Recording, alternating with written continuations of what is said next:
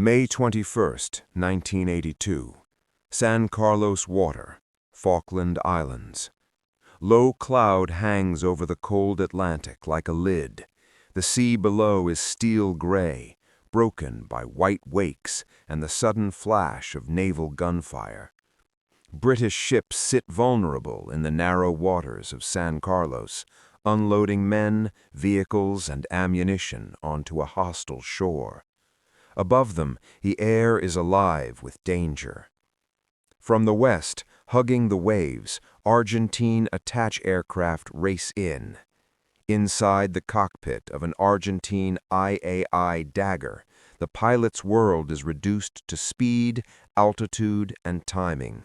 He has trained for this moment. Fly low, fly fast, avoid radar, pop up only at the last second, release bombs, escape before British defenses can react. Then something impossible happens. Ahead, against the clouds, a British jet appears, small, squat, almost ungainly. It should be moving fast. Instead, it slows, then slows again. And then, to the Argentine pilot's disbelief, it seems to stop in midair. No aircraft should be able to do that. This is the Sea Harrier FRS-1, and this is the moment Argentina's pilots realize they are fighting an enemy they do not understand. The Argentine Air Force enters the Falkland War confident in its pilots, if not its equipment. Many of its men are young, aggressive, and trained for low-level strike missions. Their aircraft, Daggers, Skyhawks, Mirages, are fast, designed to scream in at treetop height, deliver ordnance, and escape on speed alone. They expect British fighters to behave the same way. They are wrong. The Sea Harrier is unlike anything they have trained against. Short wings, large intakes, no afterburner, slower on paper than almost every Argentine jet. On briefing room chalkboards, the Harrier looks like prey. In combat, it is something else entirely. As Argentine pilots race toward San Carlos, British radar pickets and forward observers call out contacts. Harriers scramble from carriers HMS Hermes and HMS Invincible, climbing into the low cloud. Their pilots, Royal Navy and Royal Air Force, are already tense. They know the stakes. If Argentine aircraft break through, ships will burn. One Harrier pilot, call sign steady in his headset, spots movement ahead. He rolls in.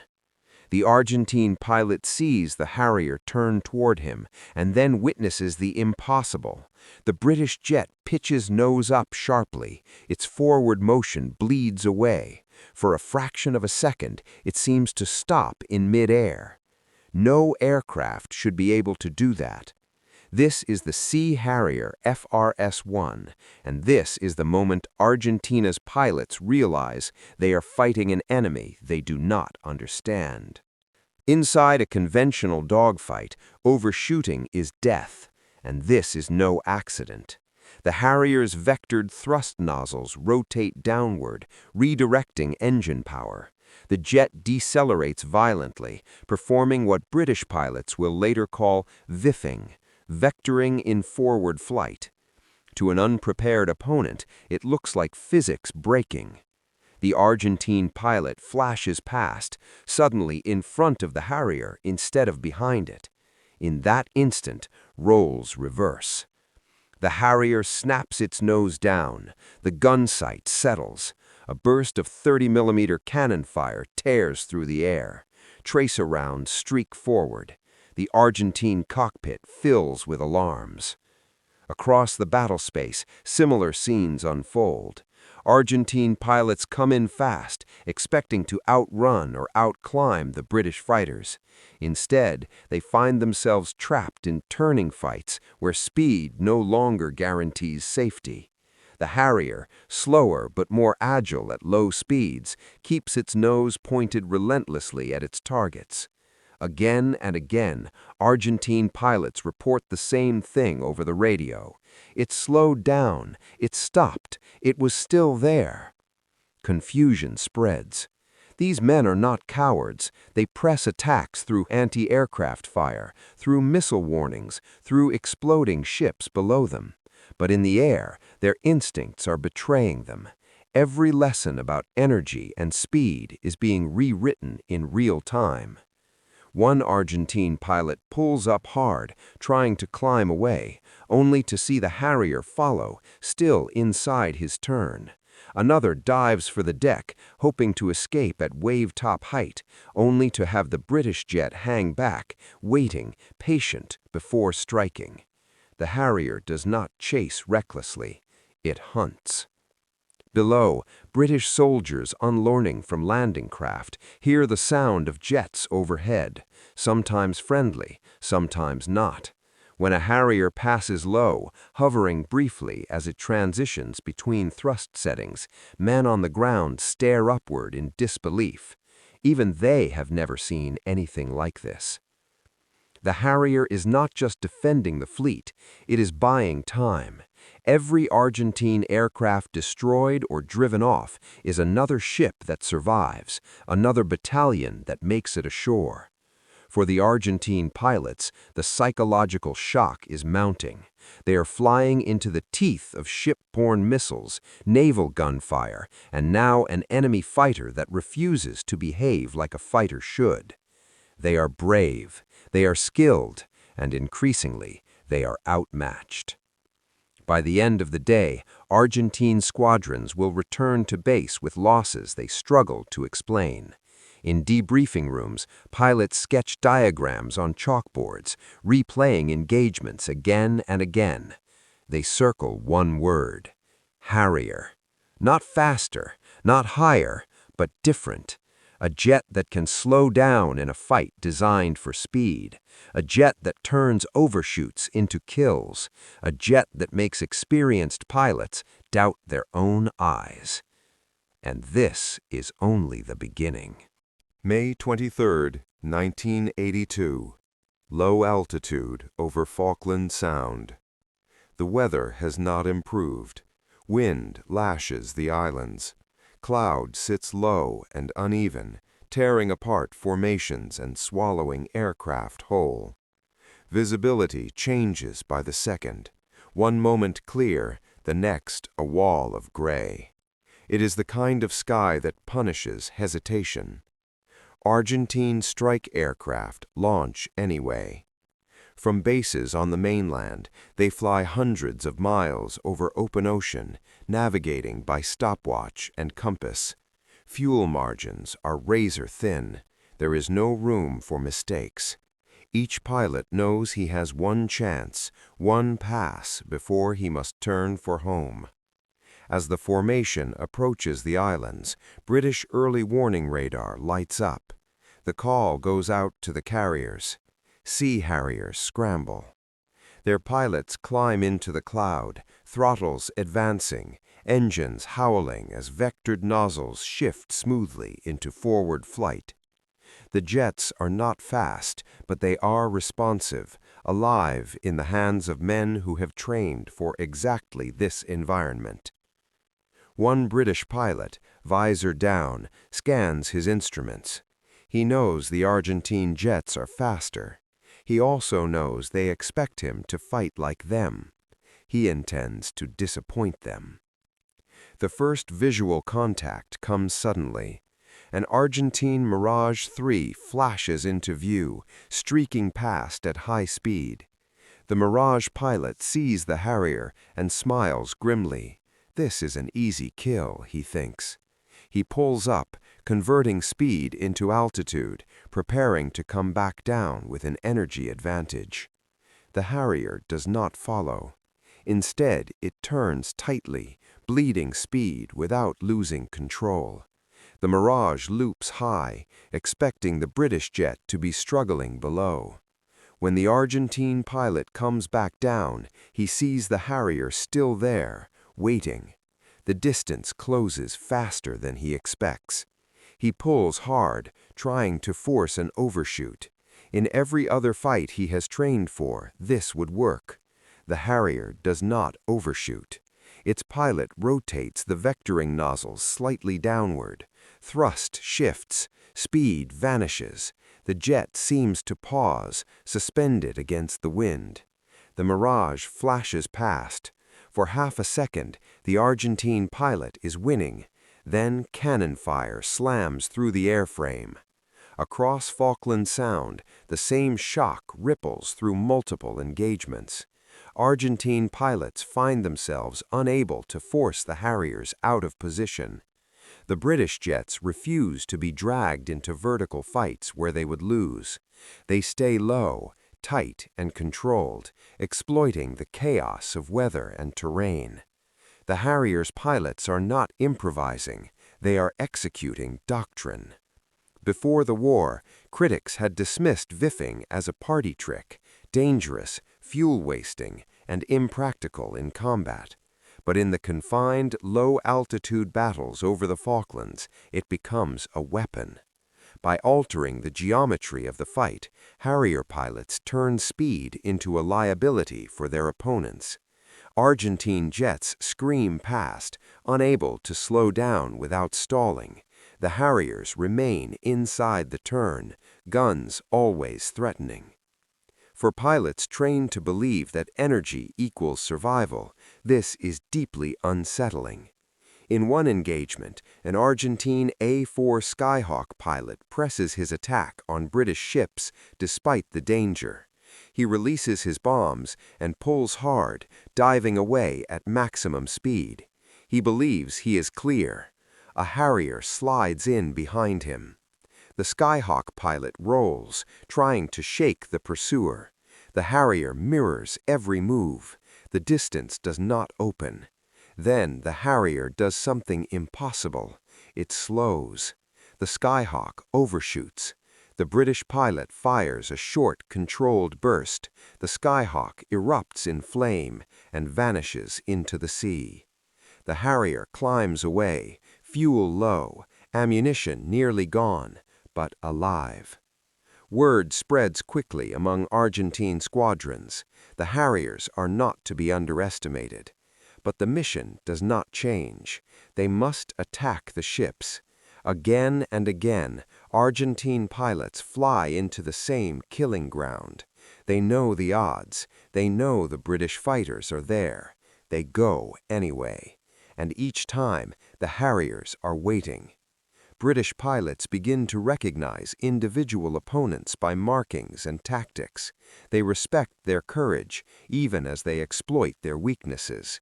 There is no hatred in the air, only focus. For the men in the Harriers, the war has become intensely personal. Every successful interception feels like holding the line with bare hands.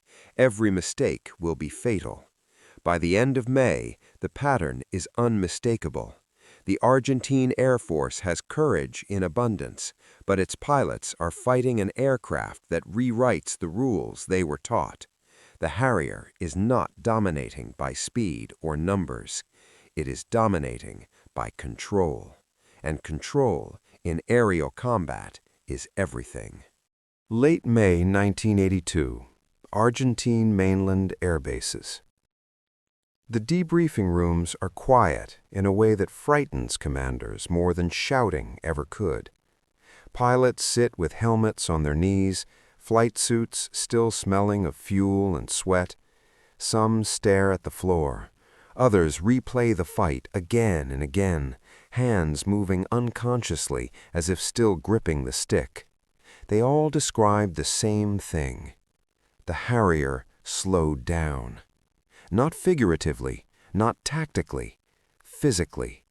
It stopped accelerating. It refused to overshoot. It broke away from every rule drilled into them since flight school. Argentine intelligence officers begin compiling combat reports. Again and again, the same phrases appear. Target remained inside turn. British aircraft decelerated abruptly, unable to force overshoot. One report includes a chilling line. The enemy aircraft appears to violate expected performance limits. The Harrier is no longer just an obstacle. It is a psychological weapon. Back over the Falklands, British pilots feel the pressure mounting. Their numbers are small, their carriers are vulnerable, every sortie is flown at the edge of fuel endurance. If they miscalculate by seconds, they ditch into freezing water.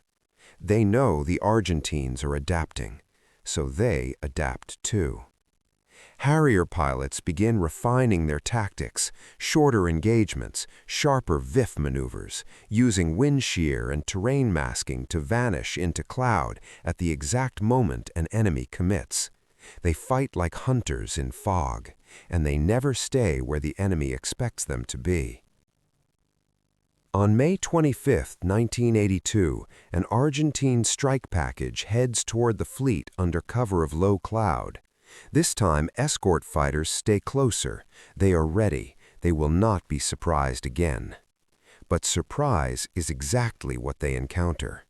Two Sea Harriers drop out of the clouds almost vertically, engines roaring as nozzles vector forward mid-descent.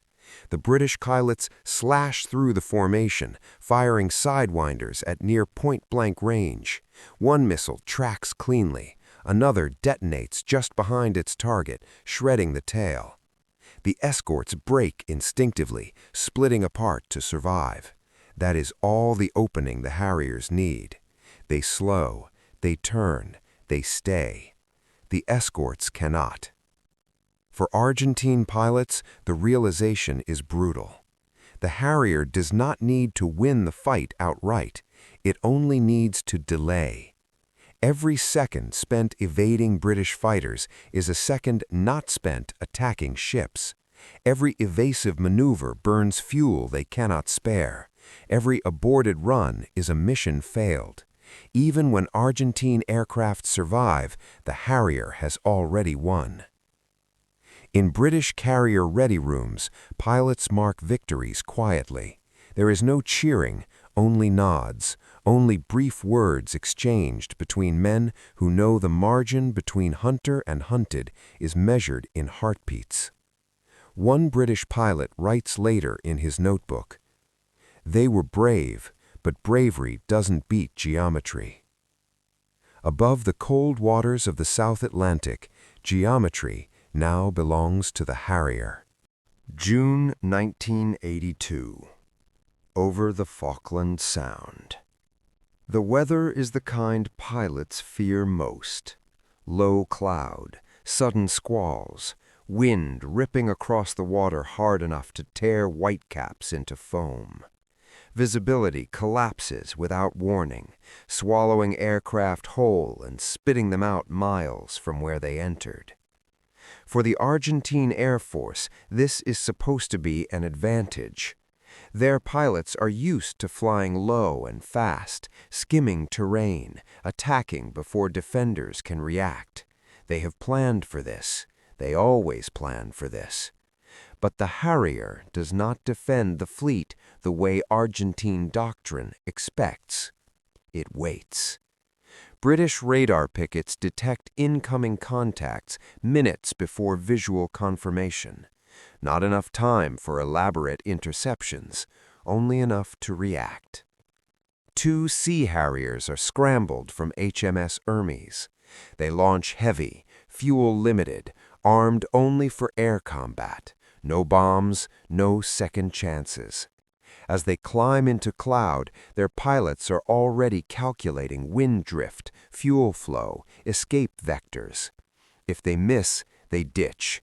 If they hesitate, ships burn. Below, Argentine Skyhawks punch through the cloud layer at less than 200 feet. The pilots can see masts now. Smoke from previous attacks still stains the horizon. They are committed. Then the cloud above them breaks. Two dark shapes hang in the air, unnaturally still. The Harriers are not climbing. They are waiting. The first Skyhawk pilot tries to pull up into a vertical turn. The Harrier in front of him does something impossible.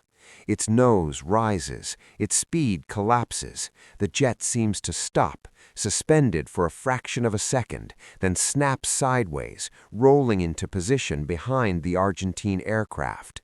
The sidewinder tone screams. There is no time to evade. A flash, a fireball, debris slams into the water. The Argentine formation shatters. Not because they are cowards, because the rules have changed. Pilots trained to exploit speed suddenly find speed is a liability. Slowing down means death. Speeding up means overshooting into the Harrier's trap. Either way, the British fighter controls the fight. Down on the ships, sailors watch the sky in disbelief. They see Argentine jets dive toward them, then peel away. They hear explosions far overhead, then the distant thud of wreckage hitting the sea. Not every attacker is stopped. Some bombs still get through, but the scale of the assault is broken, and that is enough. By early June, British commanders begin to notice something critical. Argentine attacks are becoming less coordinated. Strikes arrive later, escorts are thinner, pilots abort earlier. The Harrier is not just killing aircraft, it is eroding confidence. Argentine commanders face an impossible dilemma. They cannot stop flying missions. Ground forces on the islands depend on air support. But every sortie now carries the same question. What if the Harrier is waiting? Fuel margins shrink as pilots stay low longer. Attack runs grow rushed. Bombing accuracy suffers. Fear creeps into the cockpit. Not panic, but hesitation. In air combat, hesitation is fatal. The British understand this instinctively. They do not chase deep inland. They do not overextend. They hold the line over the fleet and landing zones, forcing the Argentines to come to them. And when they do, the Harriers are ready. After the war, Argentine pilots speak with brutal honesty. One veteran would later say, "We were not beaten by better pilots. We were beaten by an airplane that refused to obey our expectations." In the skies over the Falklands, expectation is the deadliest weapon of all. Mid-June 1982. Southern Atlantic approaches to the islands. By now, Argentine pilots know the Harrier is out there. They do not always see it. They do not always hear it, but they feel it, like a presence pressing down on every mission briefing, every fuel calculation, every takeoff roll from the mainland. The briefings grow shorter. Targets are still assigned, timings are still issued, but confidence, once carried in raised voices and sharp gestures, has drained away. No one says it aloud, but everyone is thinking the same thing. If the Harrier appears, we may not come back. Argentine pilots fly at the very edge of possibility. Fuel loads are stripped to the minimum. External tanks are dropped early to gain speed. Attack profiles are shaved down to seconds. There is no room for improvisation. And that is precisely where the Harrier thrives. British pilots have learned something critical. They do not need to dominate the sky everywhere. They only need to appear at the right moment. A typical Argentine strike now unfolds like this. The formation races in low, hugging the sea, radios silent. The ships appear suddenly, gray shapes against darker water.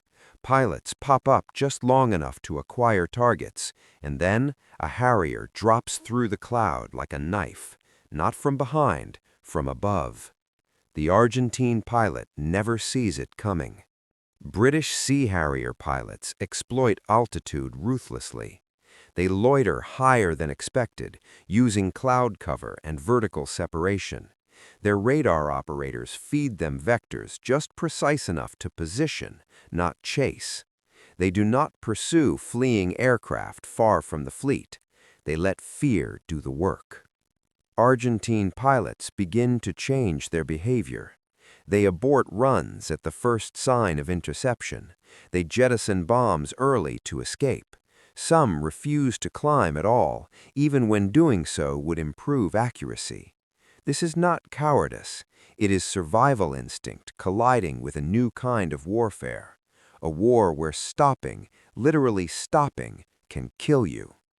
Inside Argentine squadrons, the toll becomes visible. Pilots who once joked before missions now sit quietly, staring at the floor. Maintenance crews notice hands shaking as helmets are fastened. Letters home go unwritten. Losses accumulate, not just in aircraft, but in experience. Each pilot lost is not easily replaced, and the Harrier keeps coming.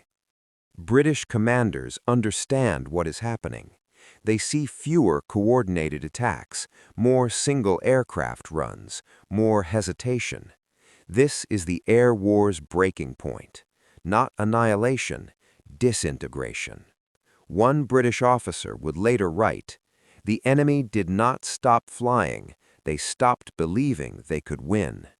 And that distinction matters, because belief sustains war long after logic fails. By the final days of the conflict, Argentine air attacks continue, but they are shadows of what they once were. The Harrier has done more than protect ships. It has seized control of the tempo of battle. Argentine pilots now react. British pilots decide. When the ground war ends and the surrender is signed, the sky over the Falklands falls silent, but the lesson lingers. For the first time in modern air combat, a jet that could stop, hover, and pivot had not merely surprised its enemy, it had psychologically defeated them. Late June 1982. The South Atlantic, calm at last. The war ends not with a final dogfight, but with silence.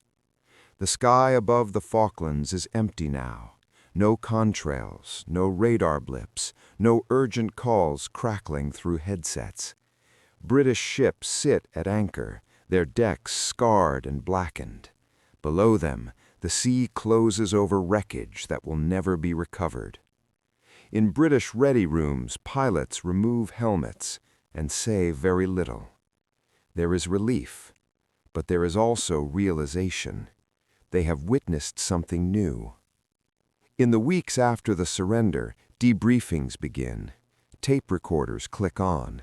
Charts are rolled out. Every engagement is dissected, and a pattern emerges. The Sea Harrier did not win because it was faster. It did not win because it was better armed. It won because it rewrote the geometry of air combat.